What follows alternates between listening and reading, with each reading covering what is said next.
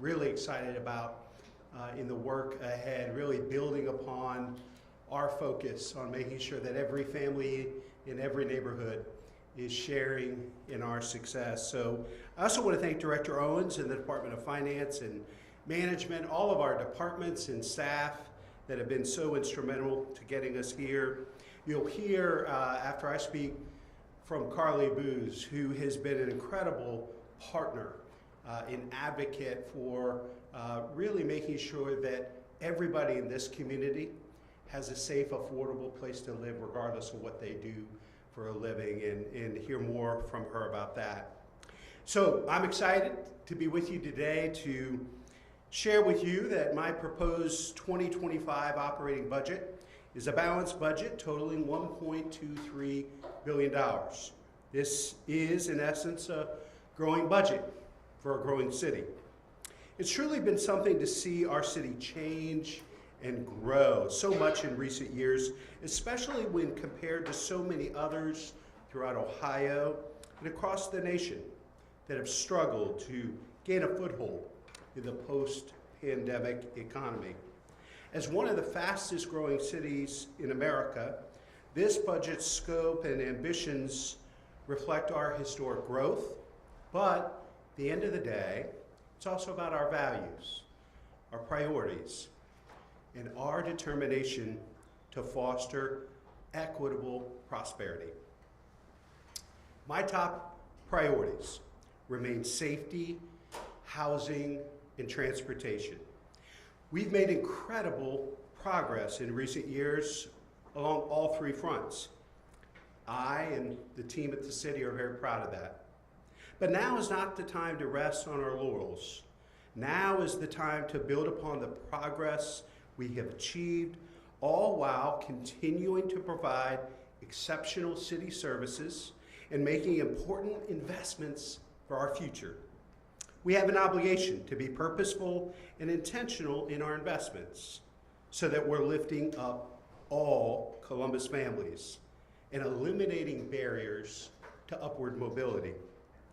This is especially true as the federal stimulus funding that we received during the pandemic is almost fully invested. But we are committed to stepping up and doing our part with our own resources to move Columbus families forward, all through the lens of equity.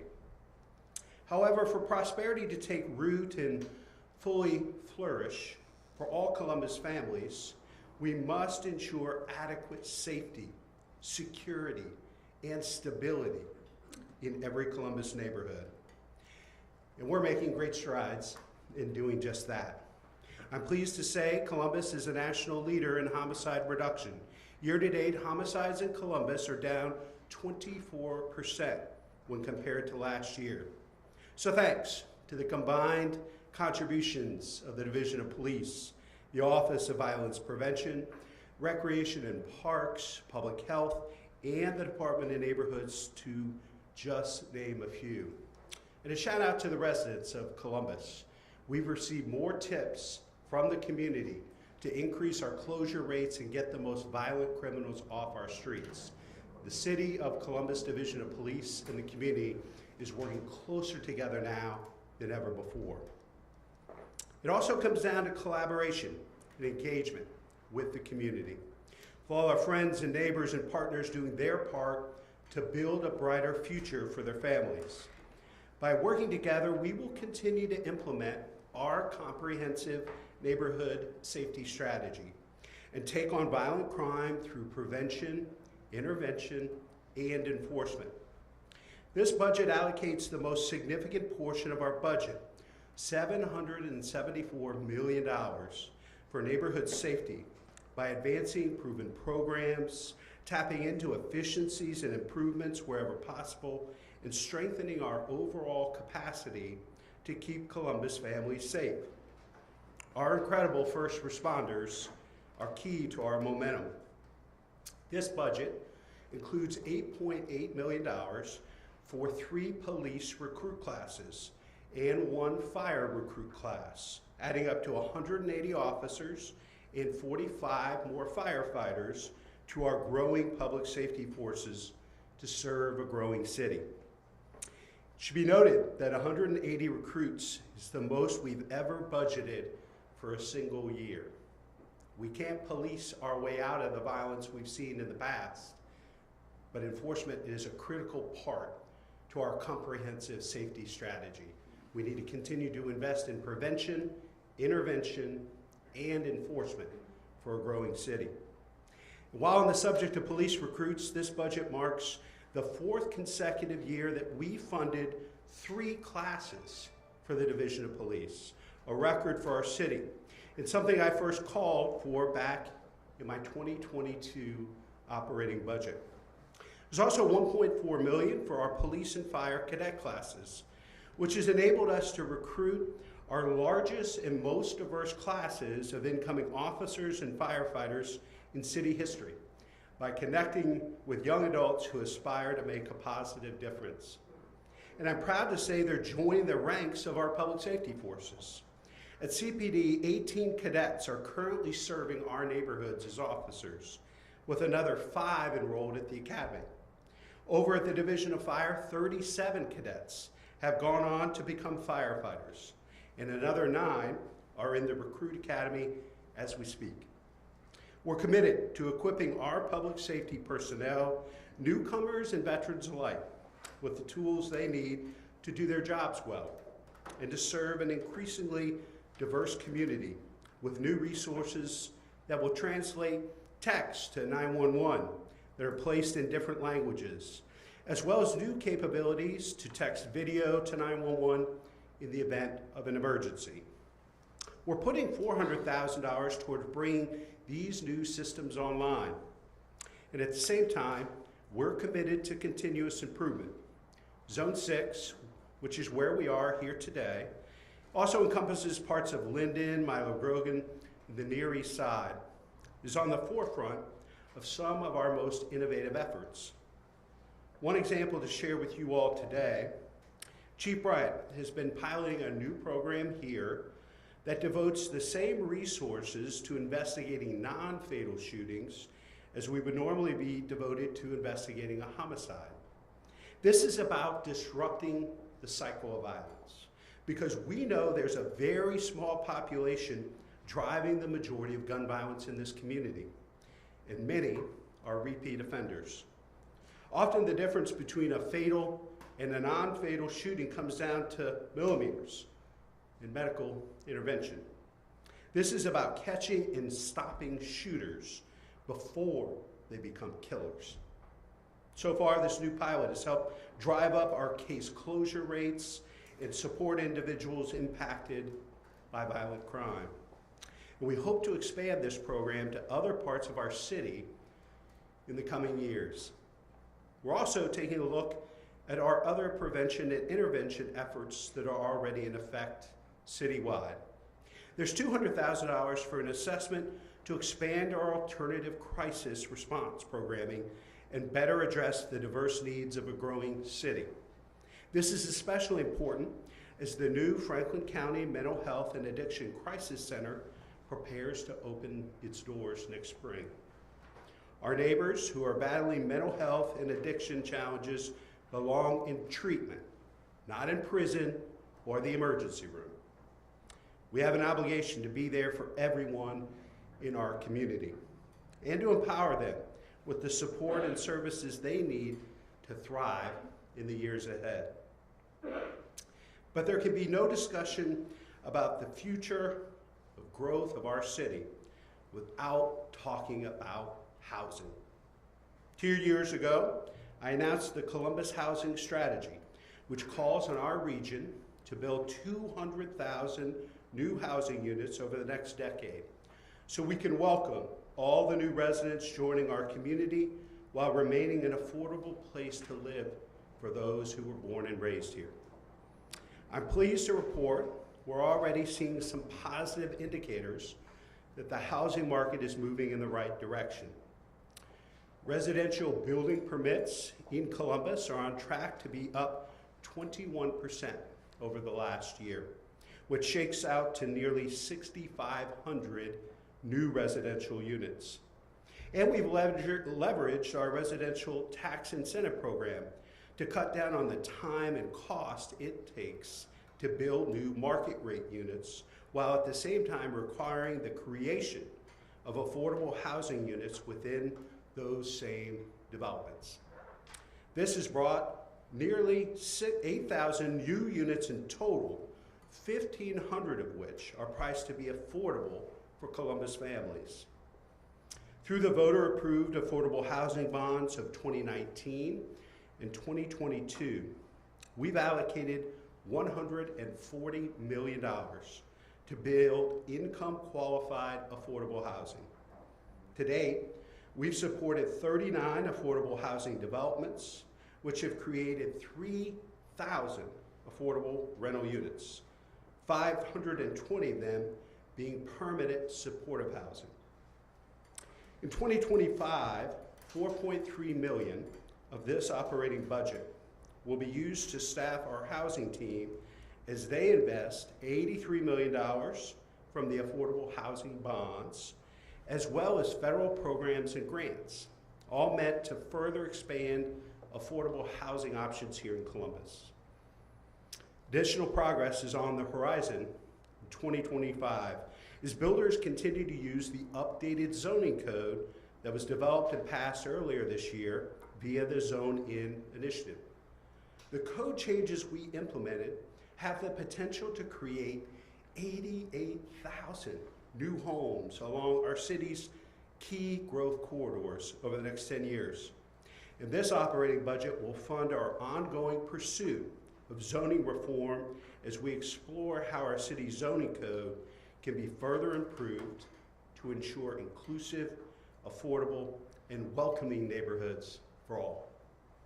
The data is proving that we're turning the tide of our housing crisis, but there are families hurting right now in neighborhoods throughout our city.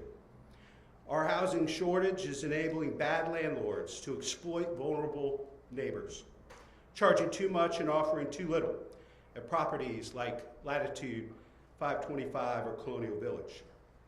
That's why this budget includes $10 million for human services grants that will go to community nonprofits dedicated to assisting our city's most vulnerable neighbors with meeting their most basic needs, including housing and facilitating equitable, affordable access to the essentials of life. And that brings us to my third key priority as we look to the years ahead, and that is transportation. Just last week, voters showed up in support of Link Us and overwhelmingly passed Issue 47. This is our region's comprehensive transportation plan, the most transformative investment we could possibly make in our transportation came not from my budget, but from you, the people of Central Ohio, the voters, and I'm grateful for your readiness to invest in our future and equitable access to transportation. The people of Columbus and Central Ohio are optimistic about their future, and they continue to invest in themselves, whether it's economic development, whether it's transit, whether it's education, whether it's housing. The future is very bright in this community. The people of Columbus and Central Ohio are ready to greet the new dawn. This effort will install at least 5 rapid transit bus lines along major growth corridors and build more than 500 miles of sidewalks in communities across Central Ohio. Everybody who lives within the COTA service area will benefit from Link Us with transit-supportive infrastructure projects and transit-oriented development. It's going to take some time for these improvements to take shape. The budget I'm proposing today will continue to provide funding for the planners and engineers who will bring our Link Us vision to life. We'll also pay the engineers, parking attendants, snowplow drivers, and street sweepers who keep us moving today, maintaining and caring for our current and future transportation infrastructure. In total, we're looking at $35.4 million for these personnel. Essential and everyday core city services. That's what makes local government so impactful. And as always, that's what lies at the heart of this general fund budget.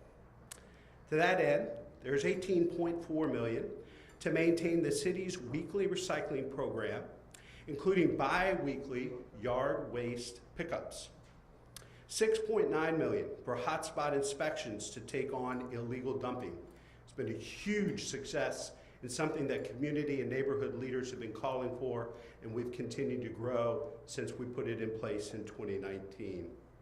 $9.4 million for our code enforcement team to keep landlords accountable for properties in need of repair. $26.8 million for summer, after school, and job readiness programming to keep Columbus youth safe and engaged all year long. Prevention, intervention, and enforcement, a comprehensive and balanced approach. There's also $1.6 million for new full-time employees in our Department of Technology, and $2 million in new funding overall to maintain and to fortify our technological infrastructure. The cyber attack last July served as a stark reminder of the pressing need to continually invest in and improve both our physical and technical environments. This will undoubtedly be the first in a series of new investments in this area in the coming year. And we will continue to bring the totality of our resources and our focus to bear as we come to fully understand the circumstances surrounding the cyber attack and what must be done to face threat actors who are getting more and more sophisticated by the day.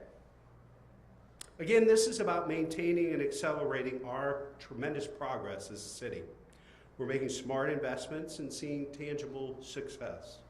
Whether it's improving neighborhood safety, building more affordable housing, and more housing of every kind at every price point to accommodate the growth we're experiencing, or laying the groundwork for game-changing transportation infrastructure that will materialize in the years ahead. We have a lot to be proud of, and we have a lot of work to do. I've shared some of the numbers that I'm particularly proud of and our top priorities for this operating budget. But I want to invite Carly Booz of the Affordable Housing Alliance of Central Ohio to the podium to discuss the progress she's seen firsthand and why safe, affordable housing is important to the future growth, not of just this city and this county, but this region. Please welcome Carly.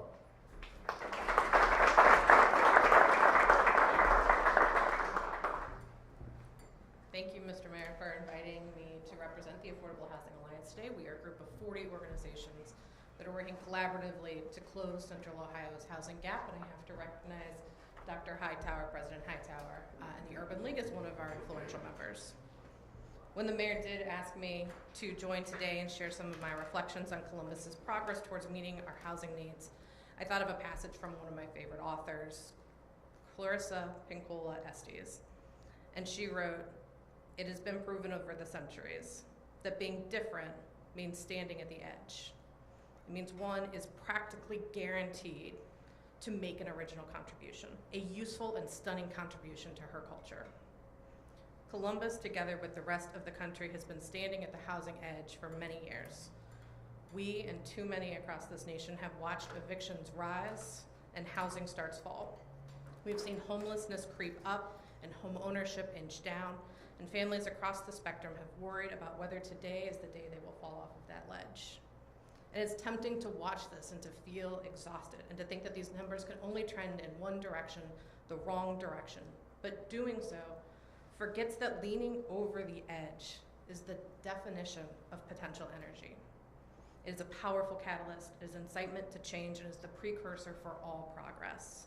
And there's no better proof than Columbus. We didn't just lean over that edge, we jumped off the cliff, and instead of falling, we are flying. Through the Columbus housing strategy, our community is dismantling the walls of housing instability one brick at a time.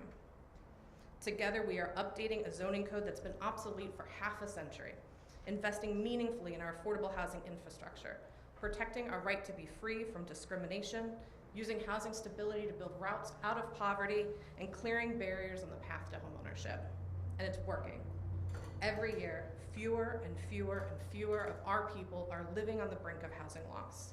Despite population growth, despite economic setbacks, despite the entire world moving in the other direction, Columbus is building our way out of the housing crisis, and we are growing stronger because of it. So now is not the time to take our foot off the gas. It is the time to hit the accelerator and show the rest of the country what it looks like to solve a problem as deeply entrenched as housing. Columbus has already made our next steps clear. We will continue to expand housing choices and reduce housing costs through Zone In. We will protect access to social service and legal counsel for those who are defending their homes. We will build upon a successful housing bond program and work across our borders to ensure that this progress is shared by the entire Central Ohio region. We are ready to make that useful and stunning contribution to our community. There's another quote from Dr. Estes that I want to close with. She says, "Ours is not the task of fixing the entire world at once, but of stretching out and mending the parts of the world that are within our reach."